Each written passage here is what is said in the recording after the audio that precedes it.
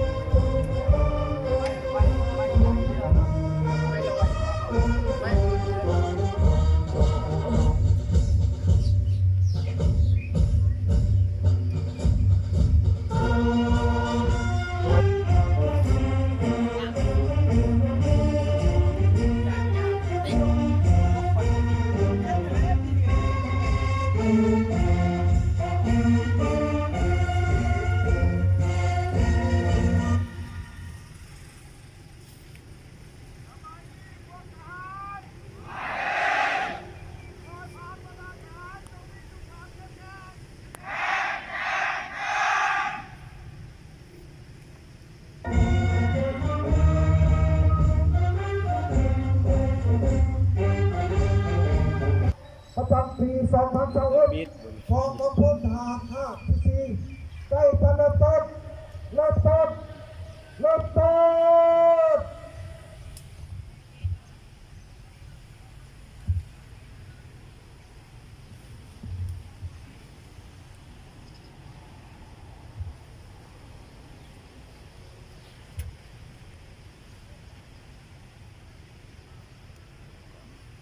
โอ้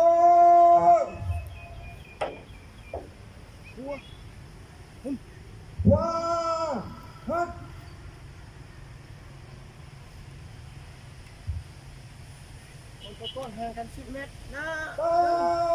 วัด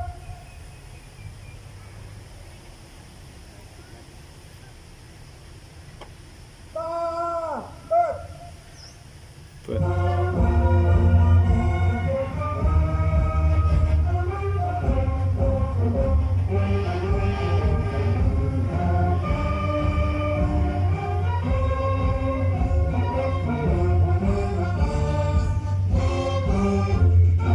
ผู้ช่วยวิทยาเขตประธานการบริหารของจังหวัดที่4อันดับต่อไปการที่พบกับการสุวรรณสวนสดามของอำเภอพระที่4ตรงนี้บรรดาพรกำลังบรรดาดาวหงส์ของพระที่4ทั้งสองมี12ก้อน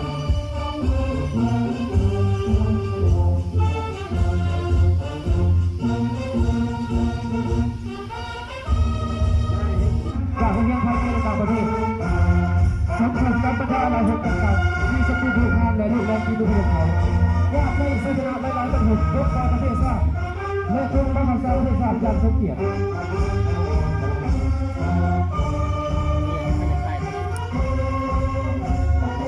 ก้อนที่3ก้อนของพระเจ้านะครับ401ของพระเจ้านะครับ401ได้จากตั้งอยู่ที่2 เดือน 3 ครับปี2003โดยสืบทอดโดยเชื่อมที่ดินของการปฏิบัติกฎหมายชาติและการปกครองทางประเทศชาติตลอดระยะที่ผ่านมาของประเทศที่มีหน้าที่ทำงานหลายด้านอย่างเฉียบหลายรัฐบาลจะต้องดำเนินการที่บทบาทที่นำในรักษาเด็กเด็กสองตัวเล็กสองเพียงที่เรื่องการที่ไม่สามารถและเรื่องที่ไม่สามารถเพื่อในสมัครการที่ของเรานับเป็นภาษาไทย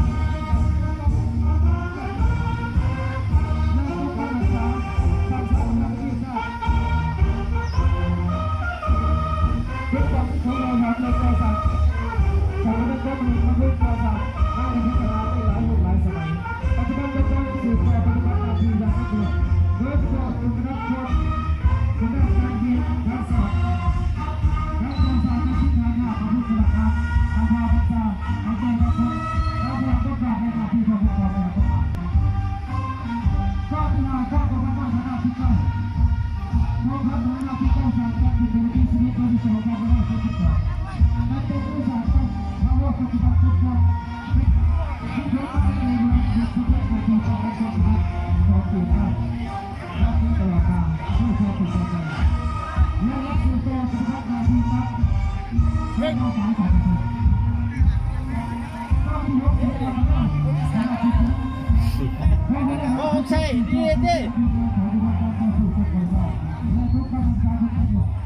ให้ผมถ่ายเด้ข้างหน้าผมแถว2บวกช่อง4นะให้ดูด้านในประกอบตัวเนี่ยในสภาพเข้าเกณฑ์ของที่ทราบทุกคนทุกคนของเราเนี่ยข้อที่7ข้อที่7ที่ฟังครับของพระเจ้าสิ่งที่การตั้งเป็นตัวที่10และ7ที่เป็นข้าพเจ้า97โดยเฉพาะที่17ที่เราอ่านมาเป็นเนี่ยที่ขาดที่รับถึงเข้ามาด้วยหลายอย่างโดยสักทีให้ได้ไปหาการที่ดีครับในสมัยตัวแรกของผู้ก่อสร้างของผู้สร้างทุกการปกครองสารหลักฐานทางการศึกษาได้ที่ไหนชอบนะครับนะ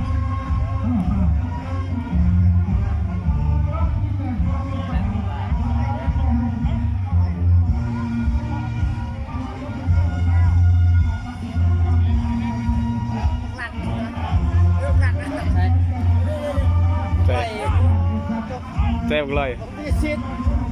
ขนาดเนาะ เขียนให้สิ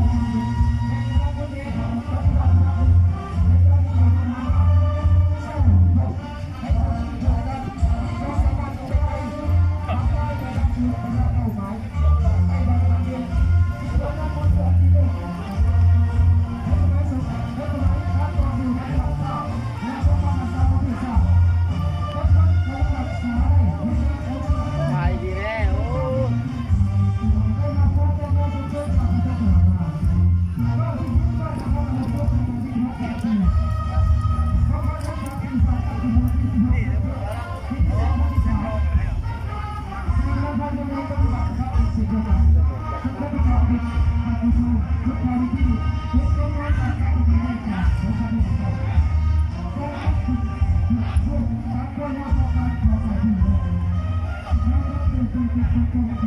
you.